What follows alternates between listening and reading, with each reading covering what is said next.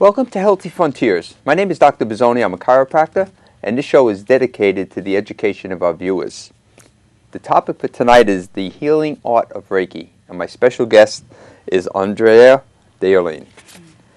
Andrea's Reiki journey began in Indonesia, where she worked as Director of Marketing and Communications in the pet care industry for 2 years. Regular Reiki sessions were part of her self-care and stress management routine.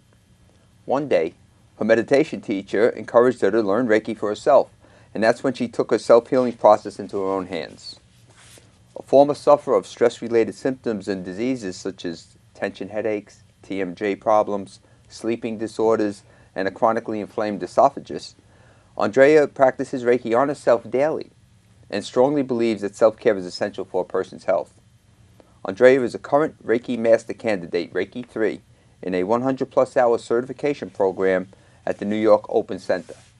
She is a member of the International Association of Reiki Practitioners and a regular participant at the Open Center's Reiki Circle, as well as a Reiki Clinic at the Jewish Community Center in Manhattan, New York. Originally from Munich, Germany, Andrea has lived in White Plains since 2003 and used to work for the German Consulate General for many years. She has her own Reiki practice called Thrive Reiki right here in White Plains. I want to welcome Andrea to the show. Welcome, Hi. Andrea. Hi, Dr. Bizzoni. Thank you so much for having me on the show today. It's a pleasure. We're going to get right into it, okay? Yes. I know a lot of people have heard about Reiki, but why don't you explain, maybe let's start with, what is Reiki? Yes. Go ahead. That's not an easy task to explain Reiki, because Reiki is an experience that needs to be felt, but Reiki is a natural, hands-on, vibrational healing practice. It means that the practitioner is transferring energy through his or her hands onto the client. Right. And Reiki is the name for spiritual life force energy because it's Japanese. Yes. And the word is divided into Rei and Ki. Rei meaning spirit and Ki meaning energy. Great. But it also describes the practice, the process of another person sharing Reiki with another. Mm-hmm. Beautiful. That was great. I didn't know they even broke the word up. So Yes. So where does Reiki come from again? Yeah, Reiki comes from Japan, and the Reiki founder was Mikao Uzui, and he was a seeker. He worked in government, in the Japanese government, and he was actually looking for enlightenment. And so towards his life, he was very educated. He traveled a lot. He went to Buddhist temples to find the secret to happiness and also to health. Then he went on a meditation retreat in the mountains on Mount Kurama in Japan. And this is where he felt like this vibration really, very strongly that surrounds us all. Yes. And that he got his idea, or this is where he knew this was Reiki, and he had the ability to heal others through his hands. So that became very prominent during the earthquake in Tokyo in 1923. So when there was a lot of destruction, a lot of people needed help. So this is when Reiki really became on people's radar, and more public people were introduced to it. And Mikao Uzui died in 1926. So from 1922 until 1926, the years he practiced, he initiated 2,000 people into Reiki so they could practice on themselves and on their families. And he trained 20 teachers. One of these Reiki teachers was a medical doctor. His name was Chiroyu Hayashi. And together with Master Uzui, Chiroyu Hayashi developed like a medical handbook where certain hand positions were helpful in healing or helping certain conditions and diseases. So that's where the medical component comes into Reiki. Right. And then how did Reiki come from Japan Right. to the United States and then traveled across the world, because it is a practice now worldwide with million practitioners. And came through Hawaii Takata. Takata was a Japanese-American woman who had gallstones and who had abdominal tumor. And in the 1930s, she traveled from Hawaii to Japan seeking healing Yes. for her conditions. She found a clinic of Reiki master Hayashi, received daily treatments for 3 months, got restored to health, Yes. and then was so fascinated by this process that she learned it. She stayed in Japan for 7 to 8 years, studied Reiki, the longest, Right. and then brought it to Hawaii, where she started to share with other people. She taught mainly in Hawaii and then also in British Columbia and California until she died in 1980. Oh, wow. Remarkable woman. Yes. Right. And it started how many years ago, would you say? Reiki itself, the practice, can be dated back to 1922, so it has almost been around for 100 years. Right. Okay. So how does it actually work and help people? I mean, you're talking about energy forces. Why don't you explain that to the audience? So when we understand that every person is a vibrational being, that we are all of a certain vibration, and that everything that's surrounding us is vibration. So when we have the image of a glass, if the glass is full, but then we get tired, then we lose some of that content in the glass. We don't eat well, we lose some of that content. We are stressed, we work too much, we get depleted, so then we're off balance. And you as a chiropractor know, so when people are off balance, they get sick. Yes. This is what happens to the system. So this is where Reiki comes in, because Reiki is a balancing force. It stabilizes the individual system in whichever way it is needed. So for example, you can also explain it as an adaptogen. So it adapts to this individual's need. For example, the person has problems with the digestive system. Yes. And the person, for example, has the problem of not being able to go. Reiki can increase the flow, the energy flow in the body of the person again, so that this person can go. On the other hand, when another person is very anxious and very nervous, we know that everything inside of us is on overdrive and working too hard. Yes. So then when you have the calming effect of Reiki come into this person's system, the system self-regulates again. Right. And overall, by bringing balance and regulating the system, it has the possibility to tap into its own healing properties. The healing is not conducted through the practitioner. It is only that the practitioner stimulates the body's self-healing responses. Yeah, very similar to chiropractic. And it sounds like you work a lot with, it's going to eventually get to the nervous system, which controls everything. It does. It really goes to the parasympathetic nervous system, the system that makes us relax and calm. Right. Yes. Great. Okay. So who uses Reiki? And who could benefit from a Reiki session?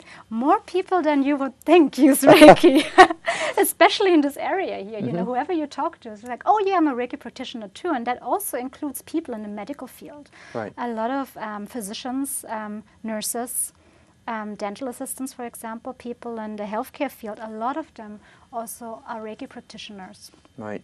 Okay. And everybody can use it, from small kids who have anxiety disorders or sleeping disorders or are very nervous or high-strung. They benefit from Reiki treatments, as well as, older people. It's used, from children to also to palliative care, to help people get more comfortable with themselves and to ease the transition when it's their time. So there's a lot more practitioners in the area than we probably think. Oh, right? yes. And a lot more patients as well, right? Yes. So, okay. So who can practice Reiki? Basically, anybody who's willing to learn Reiki, the Reiki practice, and who is attuned into Reiki. You have to be attuned. Right. And this happens in 3 levels of training. So you can already learn the first level of Reiki within 8 to 10 hours within a weekend. This allows you to treat yourself for the certain hand placements and to bring you into a state of balance and to share it, with your family and friends. But of course, after 8 to 10 hours, and you don't know a lot. Right. So then, if people have been practicing for a while and really know the benefits and really want to know more about it, they go to level 2, which deepens the understanding of Reiki and their knowledge. And this is also actually where a lot of people stop.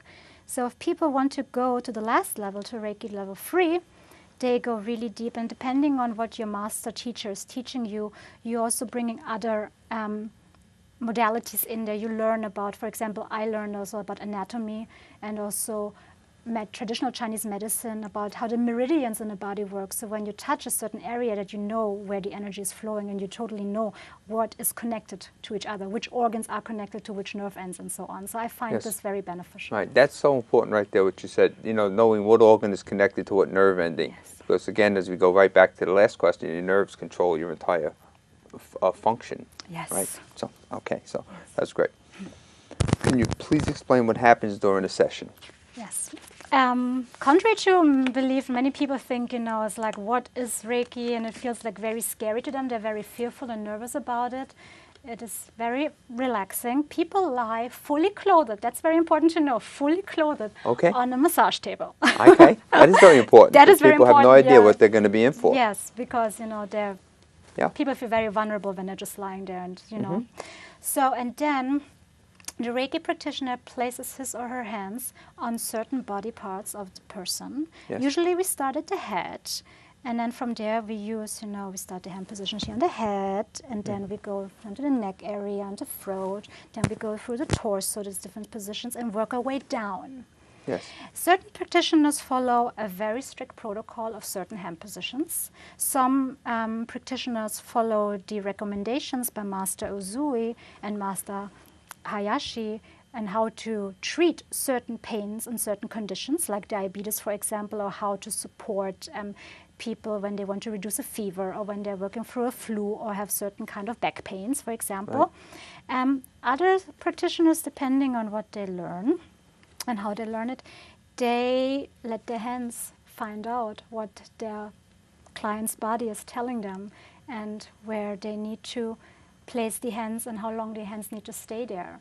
So the person may have, let's see, neck or shoulder pain. Yes. And that's the obvious part. So all of a sudden, the practitioner goes to the shoulder, places the hands there, the person feels the relief, feels like this energy flowing, which can feel like pulsation, tingling, like it feels like waves. Right. So, or some of them feel like a cooling effect, or like feel like very warm. Because that means just the energy is flowing and that your body is working with it. Right. And then you're placing your hand on this person's shoulder because the person has shoulder pain. But then all of a sudden you see or you feel you want to place your hands on the knees. And that was exactly the area. For example, I had this instance on Monday when I had a client, and she said when I put my hands on her knees, she felt like how the blockage was lifted and how the energy was shooting from her head through her toes. Yes. Okay. Well, that's interesting. And so just so the audience understands, are you touching the person? Oh, yes, you're touching. You have it's light actual touch. Skin contact, or is it not close but not there? Yeah, it is like really light touch on certain areas of the body, is usually where also the meridians run. And sometimes the situation requires that the person cannot be touched because, if they have severe pain or they don't like physical touch, or they have burn victims, you can do the slight hovering of your hand. The effect is still the same. Right, okay. But other than that, it's mostly touching, light touch. Very light touch. Okay. And it's very important that this is non-manipulative. There is no stretching, no pulling, no rubbing. It is just light touch. Okay. How long does a session usually last? About 45 to 60 minutes. 45 to 60 minutes in a quiet place, obviously clothed, lying down. Okay. Yes. All right. So, do people really have to believe in Reiki in order for it to be effective? I guess that's the question. Yeah. Not really, but it's always helpful when somebody comes to see you that this person is open to this kind of work. And this is when, the practitioner comes in again, and to put this person at ease. Right. When somebody's very nervous and very scared and they don't know what to expect. Especially, it's a spiritual practice, so some people think, oh my God, am I doing something against my religion? Yeah. And then you have to put people at ease and say, this is totally unrelated to any dogma or any religion. And so that is really, and then so I've made the experience, as soon as the people lie on the table and I have my hands on their head, they relax and they're surprised how fast they can relax. Sure. Okay. How do you find a credible Reiki practitioner?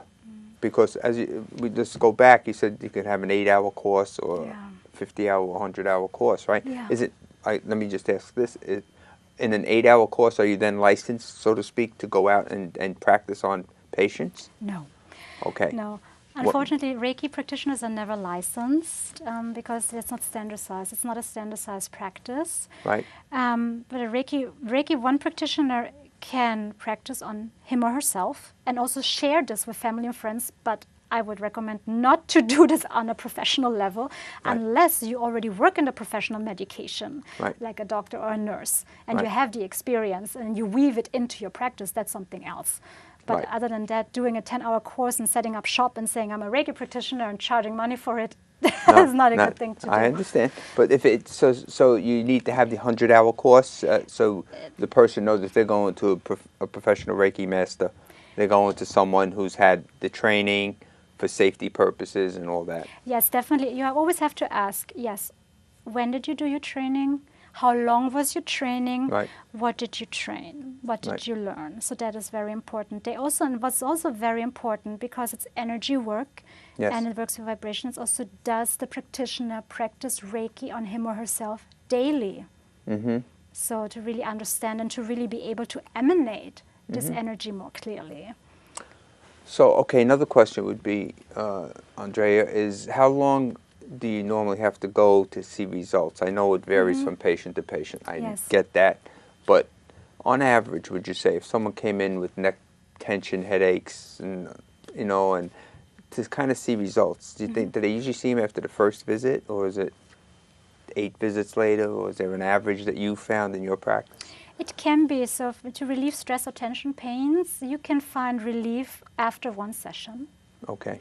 If it's more chronic, then of course, you need to, and you have to find also the root cause and then also help that. But we don't diagnose, we just support the system to come into balance. I understand. So, but to support the person and to keep the system in balance, regular sessions are recommended, maybe for a month every week, or depending on how long. And this is when we also recommend that people learn Reiki for themselves, especially if they have chronic diseases or chronic pain, because then they have the ability to help themselves. And that is the wonderful thing about Reiki, that people can be self-empowered. Yes. They can really take their own healing into their own hands. So when they feel the pain or they feel the tension, they become more aware, then they can do the hand positions to bring themselves relief whenever they want, whenever they need it. So after you've gone for your sessions with a professional like yourself, then you actually, part of the training, part of their treatment is you will train them to do this at home on their own, but just to be on their own. Yeah, but no, this is when people opt to come into Reiki classes, and those are offered by Reiki master teachers. So after the Reiki 3 level and after being in practice for a while, you do the teacher training, which can take, months or years, but you work in close mentorships with an established master, and then you have the credentials to teach others, to initiate others into Reiki. I understand. Great. Okay, so what is the relationship between conventional healthcare and Reiki right now? Reiki is considered as one of the complementary and alternative medicines used here in the United States. So a lot of doctors and a lot of hospitals integrate Reiki into the practices. A lot of surgeons, for example, invite also or allow Reiki practitioners to practice Reiki on the client during surgery. Dr. Oz is one prominent example, for example. He allowed a Reiki master to be in his OR doing open heart surgery at Columbia Presbyterian. There are also several surgeons in New York City and the breast cancer field who allow Reiki practitioners to be part of the surgery. But it's a complementary care, and that works in alignment and to support other facilities. So it's used in cancer care. So medical centers offer Reikis and have Reiki practitioners on staff to support their patients going through chemotherapy, and mostly to deal with the side effects, to put the people at ease. There's also Reiki is also practiced, in birthing rooms. So where the nurses are, for example, are also trained who can support. And the largest facility in the United States, is the one that I know of, is Portsmouth Hospital in New Hampshire. They treat about 2,000 patients a year with Reiki, and they have doctors and nurses who practice Reiki on staff. Oh, that's terrific. Well, we get more of that around here. Yeah. So where's Reiki used in the medical field? I think we just answered that mostly, but the regular medical doctors in their offices nowadays have Reiki people? I know some chiropractors do, you know. And some MDs also in the city, they learn Reiki for themselves. And then they share Reiki with their patients when they know, for example, a person is very nervous or very anxious and needs to make a decision concerning his or her in healthcare, but is not in a state of it. So Reiki helps bring clarity. So there have been instances where doctors in their examination room have performed Reiki for a few moments on the patient to help him calm down, and have also recommended that this person see a Reiki practitioner or use or even do Reiki training for him or herself. Yeah. And you know, it's important what you said before was about diagnosis, that you do not diagnose. And that's very important to understand, because medical doctors and chiropractors can diagnose as part of their licensing. But because you're not licensed, you can't diagnose. But you can work with, in harmony with, once the condition is diagnosed by the doctor. Yes, to offer support and to help strengthen the person's immune system, for example, or the way the person receives pain. There have not been a lot of studies conducted on the effectiveness of Reiki, because it is, in a way, a harmless and very harmless practice, because it doesn't have any contraindications. It doesn't mess with medicine. It doesn't manipulate the body in any way. You don't have to ingest anything. So it doesn't interfere with things. So this is why there have not been a lot of studies. But there have been studies where people who received Reiki treatment were measured for their immune response through the saliva, because this is immunoglobulin that's in the saliva that indicates the immune response level of a person. So that showed an increase in these levels after receiving Reiki treatment, for example. People who have depression, there have been studies for people with depression. When people receive Reiki treatments for 6 weeks in a row, others don't receive Reiki treatments, and others receive placebo Reiki treatments, so that the people who received Reiki treatment fared much better, even 1 year after that, after the study was conducted, because they felt more empowered to take care of themselves. Sure. And that's so important. You know, you can go through the sessions, but how are you going to feel long term? You know, a year later. So if these research papers are showing that people in many cases are still feeling great, that's a terrific thing. So let's ask the last question, okay? And we'll talk about this for a couple of minutes. Do you know any examples of how Reiki is used in professional sports these days? Yes. One prominent example is Charles Way. Charles Way brought Reiki, so to speak, to the NFL. He was a player for the Giants, suffered several knee injuries, had suffered several knee surgeries that really didn't help him and couldn't bring him back to the field. So he turned to a Reiki master. Her name was Raven Case, and she treated him. And he felt better, and he got restored, and then he became a believer, so to speak. So to the point that he was able to return to the field again, but then he made a conscious decision not to be on the field anymore, and that's when he became the director of player development at the Giants. And now he works actually in the department for player education at the NFL. And so he brought Reiki into mainstream sports, and then also from the NFL it also traveled to NBA. Okay, so there are many players now getting involved, which is great. They do, when they need, the extra support. And as you know from professional sports, that, everything you can get, and also the competitive advantage. Especially, for athletes, professional athletes, it's very important, on that note, I know a lot of professional athletes also are having sessions with yoga. So how would you compare, or how do they work together, yoga, or maybe just compare the two a little bit, and Reiki? Go ahead. So both are a spiritual practice. Reiki is a spiritual practice, so is yoga. And a lot of people don't know that yoga is actually a spiritual practice. It's not about the poses, it's not about the vinyasa, the asanas, the flow, the postures that people do that benefit. The origins of yoga is actually spiritual, and it's very breath-centered. Yeah, okay, so that's great. Yeah. Okay, so my last question then is going to be, we talked about children. I mean, is there any age limit, or is there that a person could benefit from Reiki? Children, I mean, can you do it on young infants with colic, for example?